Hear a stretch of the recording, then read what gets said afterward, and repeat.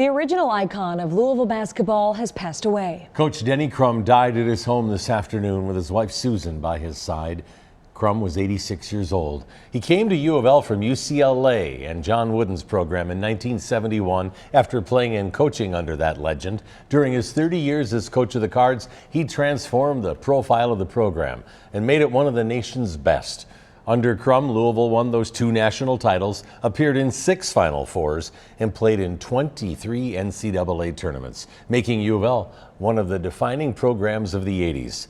His legend will live on. He was inducted into the Naismith Memorial Basketball Hall of Fame. That was in 1994. Louisville named its basketball court at the KFC Yum Center after him. And most recently, the school dedicated the Denny Crum Hall Dormitory. The university also has a scholarship foundation and fund named after him that has given more than $1 million to more than 425 students already. And former players have been talking all day about the legacy Coach Crum leaves behind. WDRB's Stefan Johnson found even those with a rivalry have a special connection to the late coach. Stefan?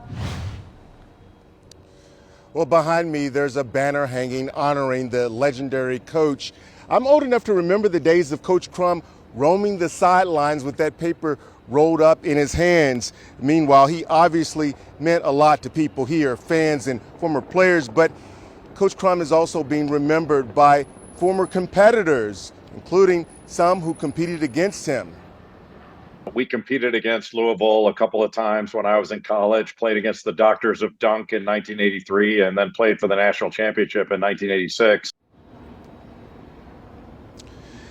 Jay Billis is the college basketball analyst for ESPN, but he's also a former Duke basketball player. In fact, as you heard, Billis was on that 1986 Duke team that lost to the Cardinals in the national championship game. That was Coach Crum's second national title. Billis explains why, despite the on-court rivalry, he had a tremendous amount of love and respect for Coach Crum. I remember Coach Crum as being the consummate gentleman competitor, that he was a cutthroat competitor and one of the truly great coaches in the game's history, and also one of the game's great gentlemen.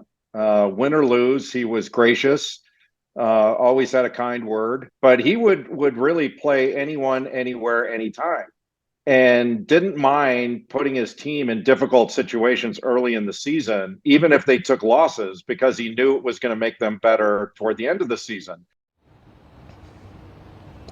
Billis also talked about Coach Crum's time at UCLA and his decision to stay here in Louisville rather than replace his mentor, legendary coach John Wooden.